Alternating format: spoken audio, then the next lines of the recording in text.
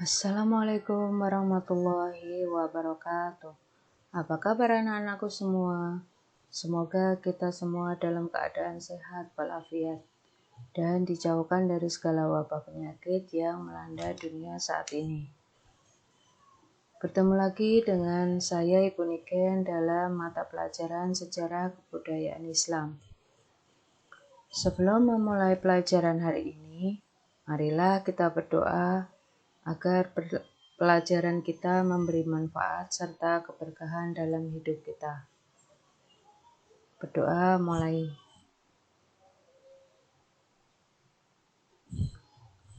Amin. Kita mulai pelajaran hari ini dengan bab upaya Nabi Muhammad SAW dalam membina masyarakat Madinah. Untuk kompetensi dasar bisa kalian baca. Nabi Muhammad SAW membina masyarakat Madinah ada 4 macam, yaitu yang pertama pembinaan dalam bidang agama, yang kedua pembinaan dalam bidang sosial, yang ketiga pembinaan dalam bidang ekonomi, yang keempat pembinaan dalam bidang pertahanan. Upaya Nabi Muhammad SAW dalam membina masyarakat Madinah yang pertama yaitu di bidang agama. Dalam bidang agama yang dilakukan Nabi Muhammad yaitu membangun masjid. Masjid yang dibangun Nabi Muhammad SAW yang pertama di Madinah adalah Masjid Nabawi. Masjid Nabawi dibangun pada bulan Rabiul Awal tahun 1 Hijriah, tepatnya pada bulan September 622 Masehi. Masjid itu dibangun umat Islam dengan bergotong royong. Masjid Nabawi dibangun Nabi Muhammad SAW digunakan untuk berbagai keperluan berikut. Yang pertama, pusat peribadahan, yang kedua pusat perencanaan kegiatan masyarakat, yang ketiga pusat latihan dan pendidikan dari Nabi Muhammad SAW, yang keempat menampung kaum muhajirin dari Mekah yang kehabisan bekal, yang kelima tempat mengadili perkara-perkara yang diselesaikan oleh Nabi Muhammad SAW. Selain Masjid Nabawi, umat Islam berturut-turut membangun beberapa masjid lainnya, yaitu Masjid Jumu'ah, Masjid Ghamamah, Masjid Bani Quraizah, Masjid Ubay bin Ka'ab, Masjid Salman, dan Masjid Ali. Masjid Jumu'ah merupakan tempat Nabi Muhammad SAW melaksanakan sholat Jumat yang pertama kali. Sedangkan Masjid Ghamamah merupakan tempat dilaksanakan sholat hari raya yang pertama dalam Islam. Upaya Nabi Muhammad SAW dalam membina masyarakat Madinah di bidang agama yang kedua yaitu menyebarkan agama. Rasulullah SAW hijrah ke Yasrib atau Madinah adalah untuk berdakwah. Untuk itu, sesampainya di Yasrib, beliau menyampaikan dan mengajarkan agama Islam kepada umat manusia. Kegiatan pengajaran ini dilakukan Rasulullah dan para sahabat. Kegiatan ini dipusatkan di masjid dan rumah-rumah penduduk. Upaya Nabi Muhammad SAW yang kedua yaitu pembinaan bidang sosial, di mana pembinaan masyarakat di bidang sosial antara lain yang pertama melakukan pernikahan antar kaum muhajirin dan kaum ansor. Yang kedua, berdakwah yang dihadiri oleh kaum muhajirin dan kaum ansor. Yang ketiga, berbuat adil dan tidak membedakan status sosial seseorang.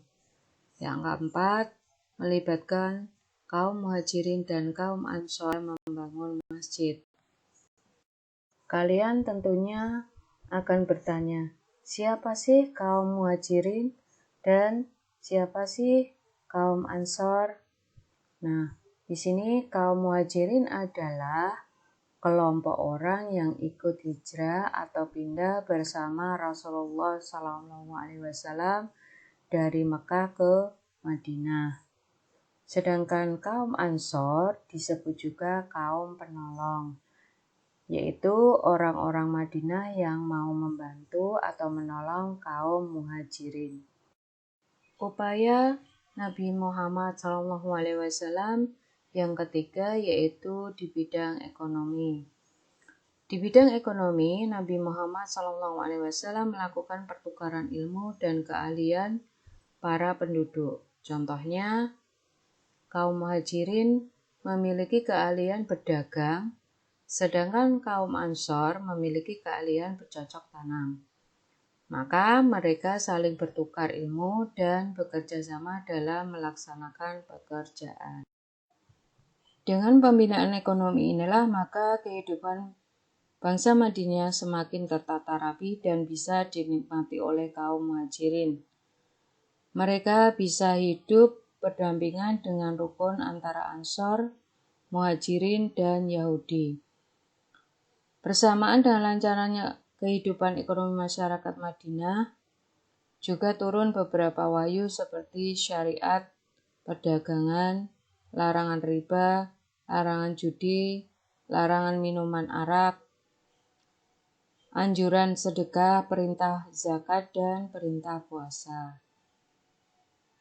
Rasulullah dalam mengembangkan perekonomian di Madinah menerapkan beberapa aturan dalam berdagang, yaitu yang pertama, dalam berdagang dilarang bersumpah palsu. Yang kedua, membantu yang membutuhkan. Yang ketiga, tidak boleh menggunakan riba. Yang keempat, berdagang dengan benar dan jujur. Yang kelima, tidak boleh menimbun barang dan melakukan monopoli. Dengan membina dan membangun perekonomian yang menggunakan sistem perdagangan yang lebih baik, maka Madinah pada saat itu menjadi pusat perdagangan di wilayah Jazirah Arab. Upaya Nabi Muhammad SAW dalam membina masyarakat Madinah yang keempat yaitu di bidang pertahanan. Untuk menjaga keamanan kota Madinah, Rasulullah membuat perjanjian antara kaum muslimin dan kaum Yahudi yang isinya yaitu yang pertama, mempunyai hak bersama untuk menjalankan agama masing-masing dan saling menghormati di antara mereka. Yang kedua, wajib tolong-menolong untuk melawan siapa saja yang memerangi mereka. Yang ketiga, wajib saling menasihati dan melaksanakan kebaikan-kebaikan dan keuntungan bersama. Yang keempat, wajib menghormati kota Madinah. Yang kelima, jika terjadi perselisihan harus diserahkan kepada Allah Subhanahu wa Ta'ala dan Rasul-Nya. Yang keenam, semua penduduk Madinah wajib dilindungi, baik yang tinggal di dalam kota Madinah atau di luar. Rasulullah menetapkan kekuatan iman dan akidah sebagai pertahanan yang utama dalam negara. Rasulullah berkeyakinan bahwa dengan dasar akidah yang benar dan kuat, akan tumbuh semangat membela agama Islam. Berkaitan dengan telah terbentuknya masyarakat di Madinah, Nabi Muhammad SAW menetapkan sebuah dustur atau undang-undang. Undang-undang yang dikenal dengan sebutan Piagam Madinah.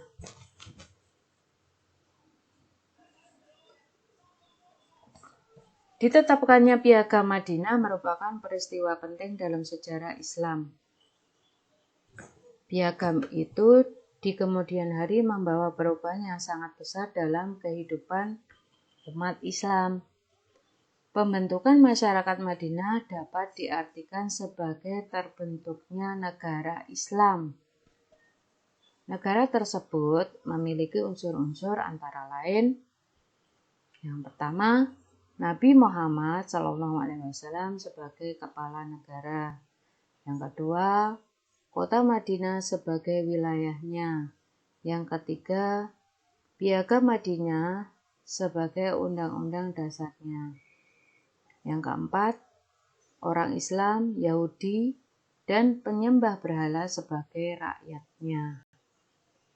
Ada beberapa cara Rasulullah dalam mempertahankan wilayah negara dan menjaga keamanan. Antara lain, yang pertama, menggunakan taktik yang jitu ditentukan dengan musyawarah terlebih dahulu. Yang kedua, memberikan semangat atau motivasi jihad sebagai syuhada. Yang ketiga, mengalahkan musuh dengan korban yang lebih sedikit. Yang keempat, menunjuk komandan pasukan yang gagah berani dan berwibawa. Dalam mempertahankan dan membela diri dari musuh-musuh Islam, Rasulullah menggunakan dasar yang sangat kuat, yaitu firman Allah Subhanahu wa taala sebagai berikut. Yang pertama, surat Al-Anfal ayat 60. Di situ disebutkan bahwa dan persiapkanlah dengan segala kemampuan untuk menghadapi mereka dengan kekuatan yang kau miliki dan dari pasukan berkuda yang dapat menggetarkan musuh Allah, musuhmu, dan orang-orang selain mereka yang kamu tidak mengetahuinya, tetapi Allah mengetahuinya. Apa saja yang kamu infakkan di jalan Allah, niscaya akan dibalas dengan cukup kepadamu, dan kamu tidak akan dizolimi atau dirugikan. Yang kedua yaitu surat Al-Hajj ayat 39, yaitu diizinkan berperang kepada orang-orang yang diperangi karena sesungguhnya mereka dizolimi dan sungguh Allah Maha Kuasa menolong mereka itu. Demikian anak-anakku, untuk pertemuan kali ini cukup sekian. Assalamualaikum warahmatullahi wabarakatuh.